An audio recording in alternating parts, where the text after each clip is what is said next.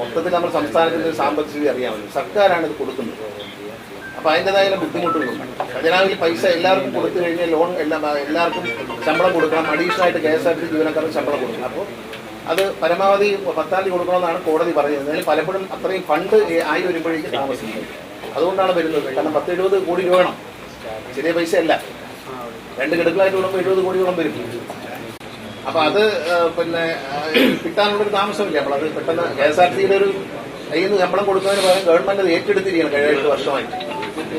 കഴിഞ്ഞ 7 വർഷമായിട്ട് അന്ന് ഗവൺമെന്റ് ഏറ്റെടുത്തിരിക്കുകയാണ്. അത് വലിയൊരു ഇടതുമുന്നണി സർക്കാരിന്റെ ഒരു വലിയ സഹായമാണ് KSRTC. അല്ലെങ്കിൽ ഇങ്ങനെ പിടിച്ചു നിൽക്കും. KSRTC നഷ്ടം കുറച്ചു കൊണ്ടിരുന്നുണ്ട്.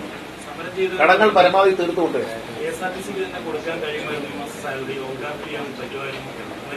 ഇല്ല, അതൊക്കെ വെറുതെ പറയുന്നതാണ്. ഈ ഓവർ ഡ്രാഫ്റ്റ് കിട്ടില്ലെന്ന് അവർക്ക് പറയാം. കാരണം കഴിഞ്ഞ 31-ാം തീയതി മുഖ്യമന്ത്രി നേരിട്ട് ഇടപെട്ടിട്ടാണ് റിസർവ് ബാങ്കിന്റെ ബാൻ മാറി കിട്ടുന്നത്. KSRTCക്ക് കഴിഞ്ഞ കുറെ നാളായിട്ട് ലോൺ എടുക്കാനുള്ള ഒരു റൈറ്റും ഉണ്ടായിരുന്നു. ഒരു ബാങ്ക് ഇന്ത്യയിലെ ഒരു ബാങ്കും KSRTC ലോൺ തരില്ലായിരുന്നു. ഈ കഴിഞ്ഞ 31-ാം തീയതി മാർച്ച് 31-ന് ബഹുമാനപ്പെട്ട മുഖ്യമന്ത്രി ഇടപെട്ട് ഏതാണ്ട് 450 കോടി രൂപയാണ് അടച്ച്. പിന്നെ അത് കഴിഞ്ഞൊരു 275 വരാം 1,650 ലക്ഷം കോടി രൂപ മുഖ്യമന്ത്രി ഇടപെട്ടിട്ട് അടച്ചു തീർത്തിട്ടാണ് ഈ ഒരു ബാൻ മാറിയിരിക്കുന്നത്. ഇനി എന്ത് ചെയ്യണമെന്നുള്ള കാര്യം മുഖ്യമന്ത്രിയുടെ ആലോചിച്ചിട്ട് തീരുമാനിക്കും. ഓവർ ഡ്രാഫ്റ്റ് എടുക്കാന്ന് പറഞ്ഞാൽ ഓവർ ഡ്രാഫ്റ്റ് ആര് തരും?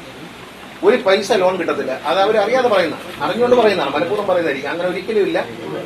KSRTC കഴിഞ്ഞ 31-ാം തീയതി വരെ ലോൺ എടുക്കാൻ പറ്റത്തില്ല. ഇപ്പൊ അത് മാറി. ഇപ്പൊ KSRTCക്ക് ഏത് ബാങ്കിൽ നിന്ന് ലോൺ എടുക്കാം. പക്ഷേ അതിന്റെ ഒരു കൺസോർഷ്യം ഉണ്ട്. നിലവിലുള്ള സ്റ്റേറ്റ് ബാങ്ക് അടക്കമുള്ള ബാങ്കുകളുടെ ആ കൺസോർഷ്യത്തിന്റെ ഒരു ഉള്ളിൽ നിന്നോ അല്ലെങ്കിൽ പുറത്തുനിന്ന് എടുക്കണമെങ്കിൽ അതിന്റെ ഒരു കൺസെന്റ് വേണം. അതിന് സ്റ്റേറ്റ് ബാങ്ക് ഓഫ് ഇന്ത്യയുടെ ജനറൽ മാനേജറായിട്ട് ഞാൻ നേരിട്ട് ചർച്ച ചെയ്തു. മാഡം അക്കാര്യത്തിൽ വളരെ പോസിറ്റീവായിട്ട് നിലപാടെടുത്തിട്ടുണ്ട്. ഈ മുഖ്യമന്ത്രി വന്നതിന് ശേഷം അത് ഇലക്ഷന്റെ ഇത് കഴിഞ്ഞാൽ ഉടനെ അദ്ദേഹമായിട്ട് കോഡ് ഓഫ് കോണ്ടാക്ട് കഴിഞ്ഞാൽ ഉടനെ അദ്ദേഹമായിട്ട് ഇരുന്നിട്ട് ഇക്കാര്യത്തിൽ എത്തി. ഒന്നുമില്ല, അതൊക്കെ പോയിക്കൊണ്ടിരിക്കുന്നത്. അത് പോകുന്നില്ല. ഇടയ്ക്ക് അതിന്റെ ഹോളോഗ്രാമിൽ എന്തൊരു ചെറിയ തകരാറ് നമ്മൾ നിർത്തിവെക്കാൻ ഇവിടുന്ന് ആവശ്യപ്പെട്ടു. ഉദ്യോഗസ്ഥർ ഇവരാവശ്യപ്പെട്ട പ്രകാരം അവർ നിർത്തിവെച്ചു. പക്ഷെ വീണ്ടും കറക്റ്റ് ചെയ്ത് അടിച്ചു തുടങ്ങിയിട്ടുണ്ട്. അതിനൊന്നും ഒരു താമസമാണ്. അതൊക്കെ കറക്റ്റായിട്ട് കിട്ടും. ആ പ്രശ്നമൊക്കെ പരിഹരിച്ചു. നിലവിൽ ഹെവി വാഹനങ്ങൾ റോഡിൽ പെർമിറ്റുള്ള വണ്ടികൾക്ക് 22 വർഷത്തേക്ക് കാലാവധിയുള്ള ഡ്രൈവിംഗ് സ്കൂളിൽ ഉപയോഗിക്കുന്ന ഹെവി വാഹനങ്ങൾ 18 വർഷം തന്നെ.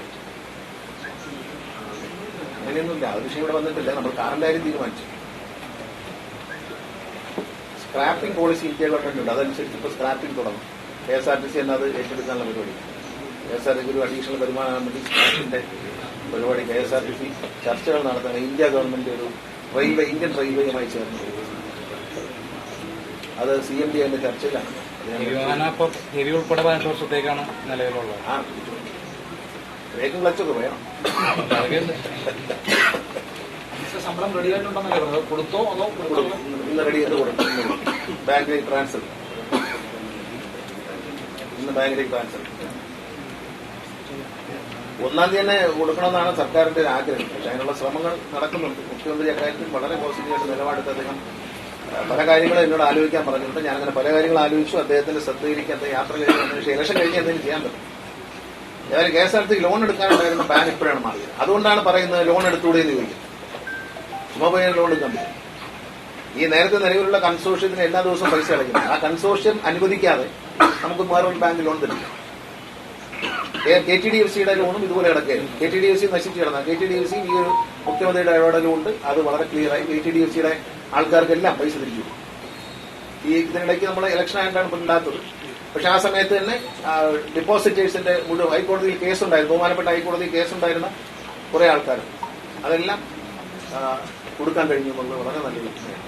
KTDFCയുടെ പേരിലുള്ള ഒരു ബാൻ മാറിയിട്ടുണ്ട്.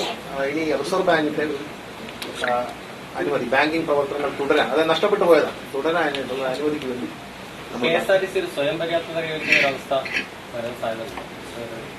ശമ്പളം വളരെ വലുതും പെൻഷൻ അതിനേക്കാളും വലുതും.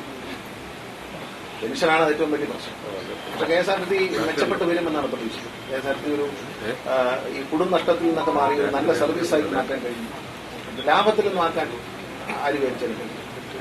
പക്ഷെ KSRTC നിലവെച്ചു വളരെ ആശ്രയിക്കാൻ കഴിയുന്ന ഒരു പൊതുഗതാഗത സംവിധാനമായിരുന്നു.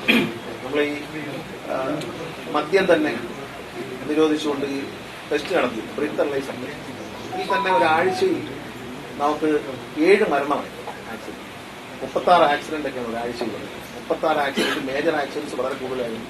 ഒരാഴ്ച 7 മരണം, 6 മരണം, 5 മരണമായിരുന്നു. അത് വളരെ കുറഞ്ഞു 25-30 വന്നു accident. Total accident, major and minor accident സ്വിഫ്റ്റും കൂടെ ചേർത്തിട്ട് 30 കുറഞ്ഞു.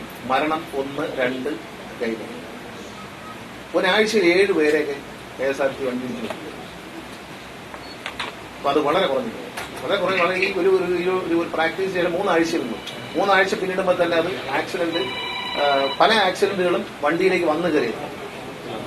കഴിഞ്ഞ മുമ്പത്തെ ആഴ്ച 4 മരണം ഉണ്ടായിരുന്നു. ആ 4 മരണം സംഭവിച്ചത് ഒരു കാർ ഉറങ്ങിപ്പോയിട്ട് സ്കാനിയ ബസ്സിലേക്ക് ഇടിച്ചു കയറിയാണ്. ഡ്രൈവറെ മിസ്റ്റേക്കിൽ പറ്റിയൊരു മരണം കഴിഞ്ഞ ദിവസം മോട്ടോർ സൈക്കിളിൽ ഇരുന്ന ആളിനെ എറണാകുളത്ത് 2 കുട്ടികളെ ഇടിച്ചതാണ്.